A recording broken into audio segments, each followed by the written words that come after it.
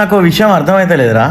1948లో ఒకసారి, 1965లో ఒకసారి, 1971లో ఒకసారి, 1999లో ఒకసారి, ఇట్లా 4 సార్లు పాకిస్తాన్ మన మీదకి యుద్ధంకి వచ్చింది.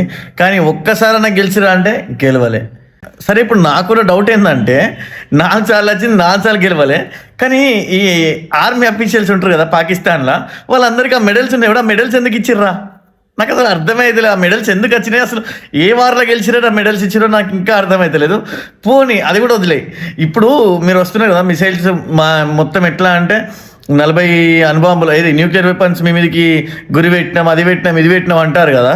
అరే, న్యూక్లియర్ బాంబ్స్ పెట్టాలంటే మినిమం 1000 కిలోమీటర్ డిస్టెన్స్ మీరు వెళ్ళి దాన్ని సెట్ చేయాల్సి ఉంటుంది. అది కూడా ఆ సెట్టింగ్కే దాదాపు ఒక ఎన్నో రోజులే పడుతుందిరా. వితిన్ హవర్స్లో అయితే అయ్యే పని కాదు. హవర్స్లో అంటే అడ్వాన్స్డ్ టెక్నాలజీ యూఎస్ఏల దగ్గర ఉంది, కానీ మీ దగ్గర లేదురా. మీరు ఆ చైనా వాళ్ళని నమ్ముకోకుర్రా. వాళ్ళు ఇచ్చే బాంబులు ఉంటే చూసినావా?